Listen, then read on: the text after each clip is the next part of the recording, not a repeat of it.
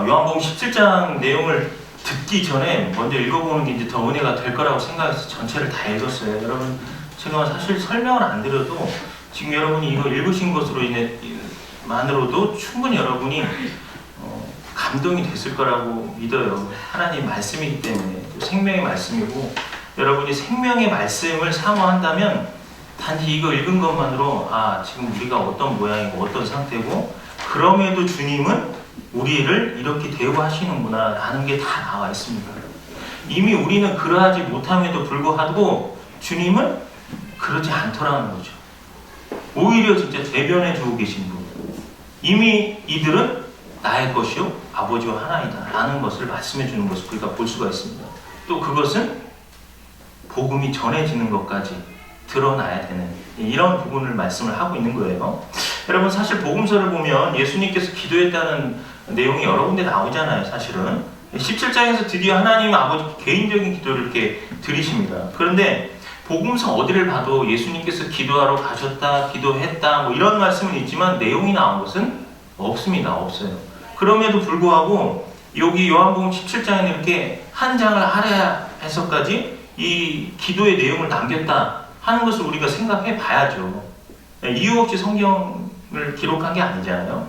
더더군다나 하나님이신 예수님의 기도를 여기에다 기록해서 놔뒀다는 것은 우리가 이 말씀, 이 기도하신 내용을 깊이 알아야 된다는 겁니다. 제목으로도 놔뒀지만 대속적인 기도세요. 얼마나 우리를 사랑하시는 하나님의 마음이 예수 그리스도를 통해서 우리에게 전해지는가 하는 것들을 알아야 된다는 겁니다. 느껴야 된다는 겁니다. 그것을 우리 마음에 가지고 있어야 된다는 것을 우리에게 가르치고 있는 것이죠. 신자라는 것은 결국 그가 믿고 목표하는 것으로 살 수밖에 없는 그런 신자라는 이름이 지시하는 것 같이 하나님의 약속과 하나님의 명령을 근거로 해서 사는 것이 마땅합니다. 그게 우리 신분이에요.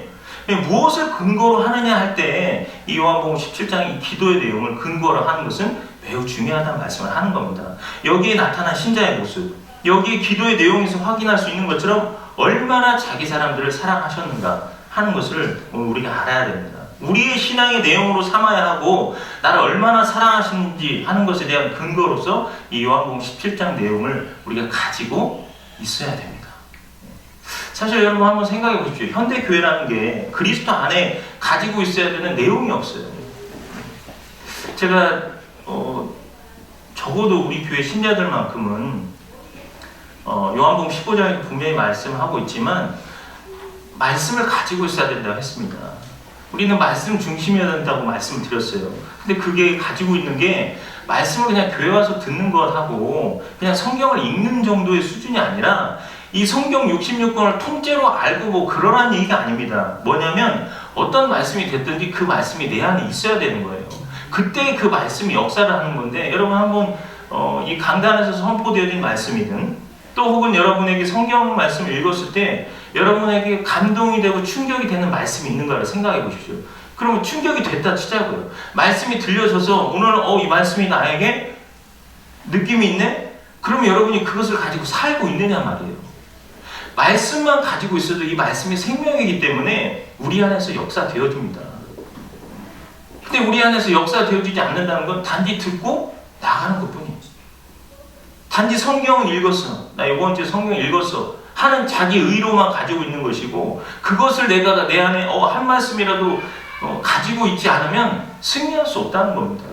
요한복음 15장이 말하고 있는 너희가 내 안에 거하고 내 말이 너희 안에 거하면, 이 말씀을 놓치면 안 된다는 거예요. 우리 안에 가지고 있는 겁니다. 그래서 내가 그 말씀을 오늘도 살아냈는지 확인하는 거예요. 내일도 이 말씀을 가지고 내가 살아내야지. 또 내일 그 다음에도 말씀을 내가 읽었을 때 그 말씀이 내 안에서 역사되어진 게 있다면 그 말씀대로 그날 사는 겁니다. 그때 다른 어떤 인격이 우리를 이기지 못하는 것이고, 그 말씀 때문에 내가 승리하는 겁니다. 생명의 말씀이 능력이 돼서 나타나기 때문에 내가 아니에요. 그 부분이 중요한 겁니다. 그 부분이.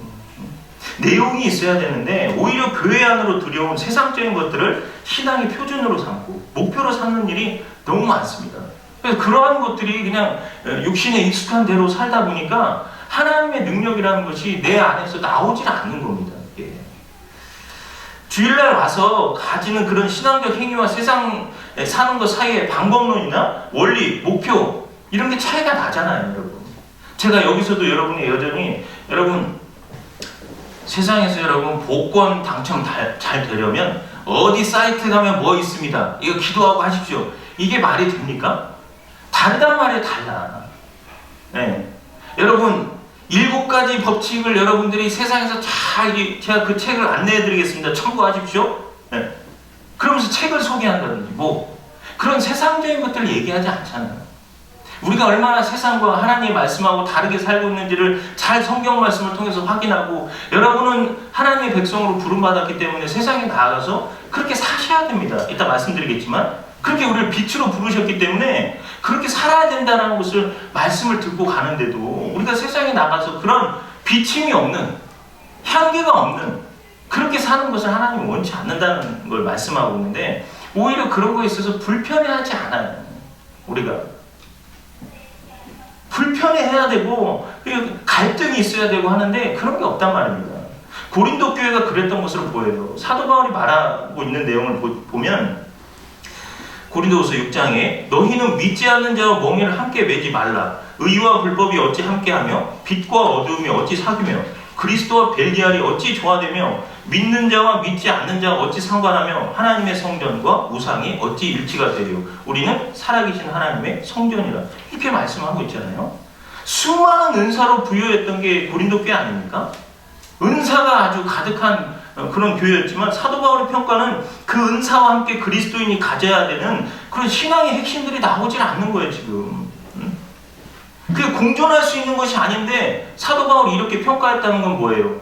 그렇게 지금 같이 가고 있다는 얘기를 하고 있거든요. 고린도 교회 너네가 지금 여러 가지 은사를 성령님을 통해서 받았는데 그걸 가지고 있으면 너희가 절제돼야 되고 너희가 준비돼야 되고 너희가 경비되어져서 그렇게 하나님의 부르심에 맞게 가야 되는데 그러한 것이 아니에요. 은사가 많은데도 불구하고 어떻게 충돌하잖아요. 그리고 세상과 구별이 안 되고 거기에는 갈등이 있어야 되고 괴로움이 있어야 되고 후회가 있어야 되고 도우심을 구하는 그런 기도가 있어야 되고 처절한 영적 싸움이 있어야 되는 겁니다. 세상을 내용으로 신앙을 하기 때문에 우리의 신앙생활이 하나님으로부터 추구하면서 살아야 되지만 반대로 세상의 것을 이루기 위해서 하나님의 것을 취하려고 하는 그런 부분이 우리에게 있다는 겁니다. 여러분 17장 내용을 읽어보셔서 느끼셨겠지만 제자들은 그들 스스로가 봐도 연약하고 부족하고 네! 그러겠습니다. 이렇게 말할 만한 당당함을 가진 존재들이 아닙니다. 그럼에도 불구하고 예수님의 기도가 가는 내용이 뭐예요? 요약하자면 아버지와 내가 하나인 듯 그들도 하나가 되게 하소서. 그들은 나와 하나입니다. 이런 말씀 하시잖아요. 내용이 이게 가당키나 한 말입니까? 감히 우리가 어떻게 주님과? 아니죠. 그런데도 예수님은 그렇게 여겨주셨습니다. 예수님께서 내가 그들로 말미암아 영광을 받았나이다. 아버지의 이름을 그들을 보존하사 우리와 같이 그들도 하나가 되게 하옵소서. 그들은 세상에 속하지 않았습니다. 이렇게 말도 안 되는 제자들이고 우리들 대신해서 아버지 제게 권한을 주셨고 그 권한으로 그들을 사랑했으니 그냥 묻지도 말고 따지지도 말고 그냥 받아주십시오. 지금 이런 기도를 하고 계시다는 것이죠. 24절부터 26절까지 말씀 한번 계속 다시 보겠습니다. 아버지와 내게 주신 자도 나 있는 곳에 나와 함께 있어 아버지께서 창세 전부터 나를 사랑하심으로 내게 주신 나의 영광을 그들로 보게 하시기를 원하옵나이다. 의로우신 아버지여 세상의 아버지를 알지 못하여도 나는 아버지를 알았사옵고 그들도 아버지께서 나를 보내신 줄 알았사옵나이다. 내가 아버지의 이름을 그들에게 알게 하였고 또 알게 하리니 이는 나를 사랑하신 사랑이 그들 안에 있고 나도 그들 안에 있게 하려 함이니이다. 이게 신자예요. 신자란 그의 존재 자체가 하나님의 모습이 표출되어지는 자라는 겁니다. 왜? 17장 말씀대로 하자면 그분과 우리가 하나이기 때문에. 그래서 예수님께서 17장도 그렇고 20장에서도 마찬가지지만 아버지께서 나를 보내신 것 같이 나도 너희를 보내노라. 우리를 통해서 그런 비침이 있게 이제는 하시겠다라는 거잖아요. 그래서 성령님이 예수님은 하늘로 올라가셔야 되지만 성령님은 우리 안에 계시는 이유가 그러한 거다라는 것을 말씀드렸습니다. 존재론적으로 하나님에 의해서 살며 하나님과 같이 있으며 그를 보면 하나님을 보는 자로서 존재한다는 것, 그게 신자라고 성경은 말씀을 하고 있는 겁니다. 이 대표적으로 마태복음 5장 말씀 한번 찾아보죠. 마태복음 5장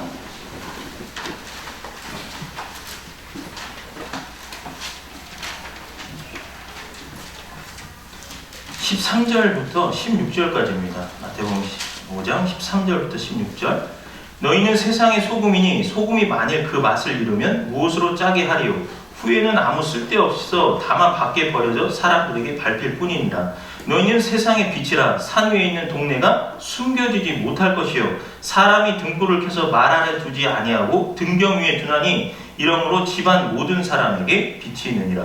이같이 너희 빛이 사람 앞에 비치게 하여 그들로 너희 착한 행실을 보고 하늘에 계신 너희 아버지께 영광을 돌리게 하라. 아멘. 지금 말씀하고 있는 것이 이 착한 행실이라는 게 윤리적 도덕적으로 생각하면 안 된다는 거 우리가 알고 있습니다. 우리는 다른 사람이라는 겁니다. 요한복음 17장에 있는 그 내용을 가지고 있는 우리라는 거예요. 예수님께서 우리를 위해서 기도해 주셨던, 우리가 마치 정말 거룩하고 신실하고 복된 자로서의 모양을 다 갖춘 사람이 있냐? 예수님이 말씀해 주고 있는 그 존재로서 우리라는 것을 이 빛으로서 소금으로서 너희가 살아내라, 이 말씀을 하고 있는 겁니다. 지금 그런 부분을 말씀해 주고 있는 것이에요. 이렇게 빛을 비춰야 되는 존재, 소금으로서의 존재, 그 가치가 우리에게 있다는 것을 알고 그렇게 살아야 된다는 말씀을 하고 있는 겁니다.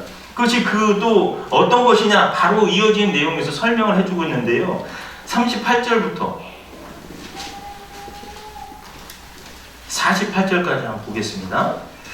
또 눈은 눈으로 이는 이로 갚으라 하였다는 것을 너희가 들었으나 나는 너희에게 이르노니 악한 자를 대적하지 말라. 누구든지 내 오른편 뺨을 치거든 왼편도 돌려대며 또 너를 고발하여 속옷을 가지고자 하는 자에게 겉옷까지도 가지게 하며 또 누구든지 너를 억지로 오리를 가게 하거든 그 사람과 심리를 동행하고 내게 구하는 자에게 주며 내게 꾸고자 하는 자에게 거절하지 말라. 또 내 이웃을 사랑하고 내 원수를 미워하라 하였다는 것을 너희가 들었으나 나는 너희에게 이르노니 너희 원수를 사랑하며 너희를 박해하는 자를 위하여 기도하라. 이같이 한즉 하늘에 계신 너희 아버지의 아들이 되리니 이는 하나님이 그 해를 악인과 선인에게 비추시며 비를 의로운 자와 불의한 자에게 내려주심이라. 너희가 너희를 사랑하는 자를 사랑하면 무슨 상이 있으리요? 세리도 이같이 하느니라. 또 너희가 너희 형제에게만 무난하면 남보다 더하는 것이 무엇이냐? 이방인들도 이같이 아니하느냐? 그러므로 하늘에 계신 너희 아버지의 온전하신 것 같이 너희도 온전하라. 네, 말씀처럼 눈에는 눈, 이에는 이, 이게 구약시대에 복수하는 방법이다 하는 겁니다. 그러나 예수님은 그렇게 하지 말라. 내가 너희에게 다시 말하는데 그것을 원하는 것이 아니다 라고 말씀하시면서 예수 믿는 사람, 참으로 하나님의 선택받은 백성들은 그렇게 살면 안 된다라는 말씀을 하십니다. 그러면서 아버지의 온전하신 같이 온전하라. 이것을 요구하고 계시다는 것이죠. 여러분, 우리는 그런 자리로 초대받은 존귀한 백성이 됐다 하는 겁니다. 부르신 분이 존귀한 분이기 때문에 부름 받은 자가 존귀한 자 아닙니까? 그리고 저와 여러분이 그런 존재예요. 여러분 한번 잘 생각해 보십시오. 여기 지금 말씀하시는 것 중에 오른뺨을 때렸으면 뭐라고요? 왼뺨도 대라는 거잖아요. 그럼 여러분 그렇게 하실 겁니까? 하라시잖아요. 지금 하라시잖아요. 근데 지금 그걸 말하는 것보다도 더 중요하게 말씀하시고자 하는 거는 사실 여러분 뺨 맞으면 무슨 생각이 들어요? 자존심 상하죠. 자존심. 그러니까 지금 여기서 말씀하시는 건 오른뺨 맞았으면 왼뺨까지 대라 이 말씀을 하신 게 아니라 너희에게 그렇게 세상에 자존심 상하게 하는 일들이 수도 없이 많을 거야. 그러면 그것 때문에 참지 못하는 일이 있어서는 안 된다는 것이죠. 참으라는 얘기만. 그러니까 자존심 구겨진다 할지라도 뭐로 부르셨기 때문에? 빛으로 소금으로 부르셨기 때문에. 남들 다 하는 거 똑같이 하면 그게 뭐냐 이런 말씀 하시잖아요. 지금 참으로 어려운 얘기입니다. 사실은 우리가 겨우 참을 수 있다면 예수님께서 십자가에서까지 수치와 모욕을 당하셨기 때문에 그런 생각이 듭니다. 그럼에도 우리가 참을 수는 있겠습니까? 어쩌면 힘에 밀려가지고 어쩔 수 없어서 그냥 깨게 하는 게 주로 오지 않겠어요? 여러분, 우리는 다른 사람입니다. 다른 존재예요. 더 이상 생존 경쟁의 자리에 서지 않고 부자 되지 말라는 얘기가 아닙니다. 부자 될 수 있을 만한 존재로서 하나님이 쓰실 사람이 돼야 된다 하는 얘기를 하고 있는 거예요. 물질의 권세를 받을 수 있는 그런 하나님의 자녀가 되라 말씀을 하고 있는 겁니다. 그러니까 다른 사람 군림하고 잡아먹고 올라서고 하는 그런 세상적인 방법들로 해서는 안 된다는 거예요. 사람을 우리의 의지력으로 삼아서도 안 되고, 사람과 경쟁해서 이긴 것을 승리로 삼는 존재가 아닙니다. 우리는 그리스도 예수 안에서 새로운 피조물이 된 존재입니다. 네, 여러분, 이건 여러분도 생각해 보시면 아세요. 우리 교회 말고도 다른 곳에서 신앙생활을 해보신 경험도 있고 하시잖아요. 신자들 중에는요, 자칭 죄 짓지 않고 깨끗한데 같이 있기 싫은, 몹시 불편한 사람이 많습니다. 분명히 잘났어요. 근데 만나면 은혜스럽지가 않고 이상하게 어딘가 불편하게 만드는 그런 존재들이 있단 말입니다. 그게 왜 그럴까요? 네. 자기 의가 드러나기 때문에 그래요. 자기 모습. 예수 그리스도가 드러나야 되고, 예수 그리스도 때문에 내가 사라져야 되는데, 그래서 자기 십자가를 지고 나를 따르라는 그 말씀에 자기라는 게 뭘 얘기했어요? 굳이 예수님이 앞서서 자기라는 말 한 거. 나 자신을 얘기하는 거거든요. 자기 자신이, 자기 의가 너무 강하면 하나님의 말씀이 거하는 것도 힘듭니다. 그게 무슨 얘기예요? 바리새인이나 서기관이나 대제사장들 같이 지적인 것만 있는 겁니다. 한 말씀이 내 안에 살아서 그리스도인다운 삶을 사는 게 아니라 지적인 머리만 커졌기 때문에 그런 부분들이 있다는 겁니다. 그래서 그런 사람들은 나는 잘했어, 나는 그런 실수 안 해, 나는 하라는 거 다 했어, 그냥 자기 치장, 자기 의, 이런 것만 나타난다는 것이죠. 그것을 기독교라고 말하지 않습니다. 너희 빛을 사람 앞에 비추라. 이것이 기독교라는 것이죠. 17장 4절 말씀만 다시 보더라도 예수님이 정확하게 표현하세요. 아버지께서 내게 하라고 주신 일을 내가 이루어 아버지를 이 세상에서 영화롭게 하였사오니. 무슨 말이에요? 아버지께서 내게 하라고 하신 일만 하셨는데 그게 누가 나타났다고요? 아버지를 이 세상에서 영화롭게 했다고 하시잖아요. 이해하시겠죠? 예수님께서 하신 일은 결국에 뭐였습니까? 십자가에 달려 죽으신 일입니다. 그게 어떻게 자기가 드러난 일입니까? 많은 영혼을 살리기 위해서 예수님께서 하나님이 명령하신 그 일을 죽기까지 복종하셔서 나타내신 하나님을 영화롭게 하신 일입니다. 그럼 지금 우리가 이 말씀을 가지고도 그럼 내가 살면서 하나님 아버지를 영화롭게 하는 일이 뭔가? 예수님이 하나님을 영화롭게 하신 일을 나는 그렇게 잘하고 있는가? 생각하셔야 됩니다. 돌아보셔야 됩니다. 그것을 이 말씀을 가지고 일주일 내내 그렇게 사는 겁니다. 그때 우리 안에서 하나님의 역사가 나타나는 겁니다. 나 때문이 아니라 생명의 말씀이 내 안에서 역사되어지기 때문에. 오늘날 저와 여러분을 살리기 위해서 예수님이 죽으셨잖아요. 로마서 5장 8절 말씀처럼 우리가 아직 죄인 되었을 때 그리스도께서 우리를 위하여 죽으심으로 하나님께서 우리에 대한 자기의 사랑을 확증하시는 거예요. 그 확정하신 일을 우리도 그렇게 해야 된다는 겁니다. 누구처럼? 예수님처럼. 주님께서 십자가에서 죽으신 것이 아버지께서 우리에게 대한 자기의 사랑을 확정하였다는 모습 분명히 말씀하고 계십니다. 예수님의 죽으심이 하나님이 우리를 얼마나 사랑하시는가 가장 아름다운 증거물이죠. 주님이 본을 보이셨음에도 우리의 연약함이 그의 영광을 가리울 수 있다는 것을 여러분 명심하시고 잘 아시잖아요. 너무 오랜 동안 우리가 참다운 그리스도인의 모습으로 살지 않아서 개독교라는 소리 듣고 있는 거. 여러분 전에도 이미 말씀 나눴지만 예수님께서 나를 영접시키고 아버지를 영접시킬 수 있게 되기 위해서는 너희가 영접되어야 된다 하는 말씀 하셨잖아요. 요한복음 13장에서 내가 진실로 진실로 너희에게 이르노니 내가 보낸 자를 영접하는 자는 나를 영접하는 것이요 나를 영접하는 자는 하나님을 영접하는 것이다. 이게 순서가 있단 말입니다. 이제는 우리에게 그 명령이 위임되어졌기 때문에 우리를 통해서 그러한 일들을 하게 되는데 개독교, 세상에 영향력을 주지 못하고 있는 기독교인이라는 얘기를 하는 거잖아요. 개독교 소리 듣는데 누가 이 사람들 그 개독교라는 이름을 불리게 하는 그 신자들을 보고 예수 믿어야겠다는 생각을 누가 하겠냔 말이에요. 너희는 빛과 소금이라 이렇게 말씀하셨고 예수님께서 오늘 말씀에서도 분명히 이들을 내가 받았고 이들을 통해서 영광을 받고 있고 이렇게 말씀하시는데 돌이켜 생각하면 창피하지 않습니까? 우리가 예수님을 십자가에 계속 못 박는 짓을 여전히 하고 있고 욕먹인 일들만 하고 있잖아요. 5천만 인구 중에 아직도 통계는 뭐 1천만 기독교라는데 얼마나 예수님께 모욕감을 안겨주고 있고 기독교가 힘이 없는가. 에베소서 4장 한번 찾아보겠습니다.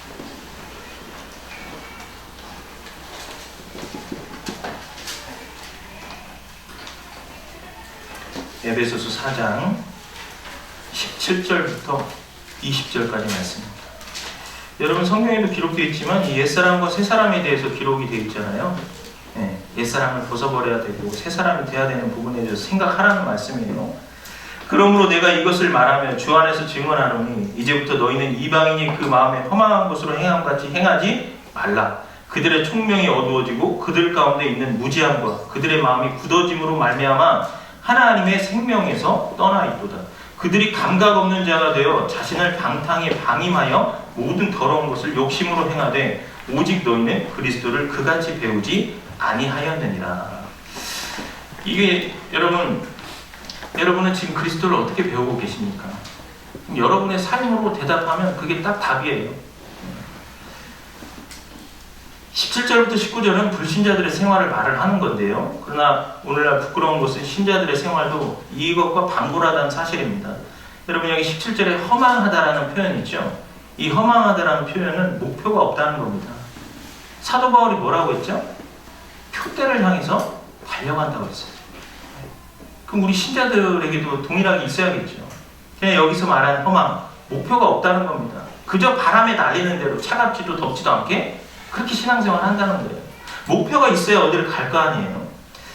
여러분 어떤 목사님께서 물을 가지고 참 지혜로운 말씀을 이렇게 하셨어요. 표현을 잘 해주셨는데 물의 지혜에 대해서 말씀하시면서 물의 힘은 절대 충돌하지 않고 낮은 데로 흘러 바다에 이르는 지혜를 말한다. 그러나 타협을 말할 때, 타협을 얘기할 때 물은 고집, 의지력과 일관성 없어 그저 막히면 꼭 다른 데로 세워 피해서 슬슬 흘러가는 것으로 나쁜 상징이 된다.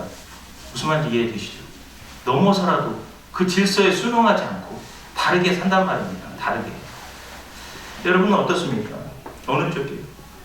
우리는 거의 대부분 다 타협하고 목표 없이 살고 있는 그런 모습이죠.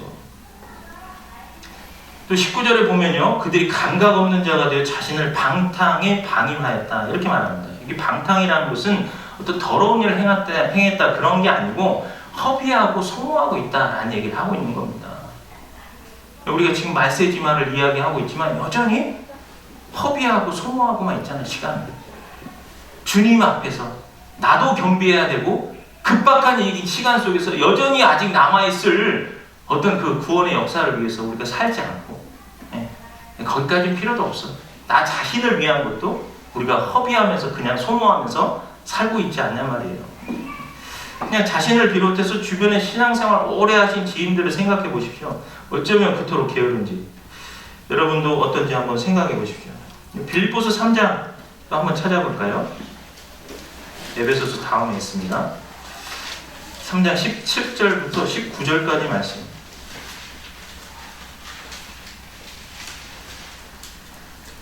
형제들아 너희는 함께 나를 본받으라. 그리고 너희가 우리를 본받은 것처럼 그와 같이 행하는 자들을 눈여겨보라. 내가 여러 번 너희에게 말하였거니와 이제도 눈물을 흘리며 말하노니 여러 사람들이 그리스도의 십자가의 원수로 행하느니라. 그들의 마침은 멸망이요 그들의 씨는 배요 그 영광은 그들의 부끄러움에 있고 땅의 일을 생각하는 자라. 이게 또 놀라운 지적이 있죠. 우리는 다른 사람인데 하나님의 온전하심에 참여한 자, 그의 부르심을 입은 사람입니다. 그런데 그렇게 안 살고 그리스도의 십자가의 원수로 행하면서 살고 있다. 이 얘기를 지금 빌립보 교인들한테 하고 있는 겁니다. 우리를 보면 그 마음에 있는 탐욕, 종교로 덧칠한 사기, 양의 가죽을 쓴 일이 그것이 너무 빤히 보이는 그런 모습으로 살아가고 있다는 겁니다. 그래서 세상 사람들에게 설득이 되지 않는 겁니다. 예수를 봐야 되고 생명을 봐야 되는데 어떤 사기나 이런 이용해 먹으려 하고 이런 모습들이 그리스도라고 말하는 사람들에게만 보여지니까 더 이상 예수, 교회 이런 거에 별 반응이 없는 겁니다. 사랑하시는 여러분, 최소한 살펴봐야 한다면 아마 우리 혈육하고 이웃은 돼야 될 겁니다. 원망 들을 일 없게 하시고 우리의 시민권은 하늘에 있는지라. 우리는 거기로부터 구원하는 자 곧 주 예수 그리스도를 기다리는 사람들이잖아요. 그에 합당할 수 있도록 그리스도 예수를 기다리는 자로서 우리는 살아야 됩니다. 세상은 멸망의 길로 가고 있어도 우리는 아니에요. 그러면 멸망의 길이 아닌 사람의 길로서 가는 그 길을 가야죠. 잘. 우리의 삶의 존재가 이 세상에 분깃도 없고 기업도 없고 고향도 아닙니다. 하늘을 목표로 하고 살아가기에 이 땅의 신자의 삶을 통해서 죽어가는 영혼들 구원하기 위해서 보여줘야 돼요. 비춰줘야 돼요. 그러니까 얼마나 우리를 잘 겸비시켜야겠습니까? 우리를 통해서 하나님의 하나님 되심을 증거하기를 기뻐하시기 때문에 우리의 존재가 값 있는 것이에요. 그렇게 살아낼 때에만 값 있는 존재로서 살아가는 겁니다. 요한복음 17장 한번 돌아가서 보실까요? 몇 구절만 더 보고 말씀 마치도록 하겠습니다. 요한복음 17장 15절, 16절 보시고 18절 말씀 넘어서 보겠습니다. 내가 비옵는 것은 그들을 세상에서 데려가시기를 위함이 아니오 다만 악에 빠지지 않게 보존하시기를 위함이니이다. 내가 세상에 속하지 아니함 같이 그들도 세상에 속하지 아니하사옵나이다. 18절 아버지께서 나를 세상에 보내신 것 같이 나도 그들을 세상에 보내었고 주님은 우리를 악에 빠지지 않기 위해 보존해 주시려고 우리 안에 거하십니다. 그리고 우리를 세상에 보내셨습니다. 뭐 하시려고요? 보냄을 받았잖아요. 네. 본래 예수님을 아는 자가 없었지만 우리를 보고 알 수 있는 존재로 부르셨기 때문입니다. 요한복음 1장에서 예수님을 누구라고 설명하셨어요? 14절 말씀에 말씀이 육신이 되어 우리 가운데 거하심에 우리가 그의 영광을 보니 아버지의 독생자의 영광이요 은혜와 진리가 충만하더라. 이런 분인데 18절 말씀에 본래 하나님을 본 사람이 없으되 아버지 품속에 있는 독생하신 하나님이 나타내셨는가. 그러니까 예수님을 본 사람은 하나님을 본 것이라 이렇게 말씀하고 계시는 거잖아요. 근데 이제는 우리가 그런 존재라는 겁니다. 나를 보고 하나님을 봤다, 예수님을 봤다 이런 날이 있어야 된다는 것이죠. 이 일을 하라고 주님께서 주님의 일을 우리에게 위임시키신 겁니다. 그게 신자의 존재이고 신자의 책임이다라는 것. 요한복음 17장 20절 말씀에 내가 비옵는 것은 이 사람들만 위함이 아니요 또 그들의 말로 말미암아 나를 믿는 사람들도 위함이니. 네, 세상 살기도 힘든데 예수 믿는 것을 삶으로 보며 살려면 얼마나 힘든지 참 모르겠습니다. 그런 것만 생각해봐도 얼마나 하나님께서 우리를 존귀하게 부르셨고 그 존귀하게 부름받았다는 것은 책임이 주어진다 라는 것을 우리가 생각을 하셔야 돼요. 잊지 마십시오. 세월을 아끼라 때가 악하니라 라는 말씀처럼 악한 세상에서 그리스도를 주인으로 모시기를 바랍니다. 그렇지 않으면 한 주 한 주 흘러가는 시간 속에서 주님이 아닌 다른 인격이 내 안에 들어와서 주인이 되고 하나님을 영화롭게 하는 삶을 살게 되는 것으로 기쁨이 아니라 여러분의 삶을 곤고하게 하거나 황폐하는 일, 그것만 있을 뿐이에요. 오늘 말씀을 통해서 예수님께서 나를 어떤 존재로 부르셨고 어떻게 동참시키셨는지 그것을 확인하십시오. 그 은혜를 기억하십시오. 그래서 주님 앞에 순종, 겸손, 갈라디아서 2장에도 나와 있는 것처럼 그렇게 사시길 바랍니다. 그렇게 그리스도께서 쓰시고자 하는 대로 움직여지는 그런 존귀한 그리스도인으로서 주어진 한 주를 또 살아내시기를 주님의 이름으로 부탁드립니다. 우리 함께 일어서서 찬양하려 나의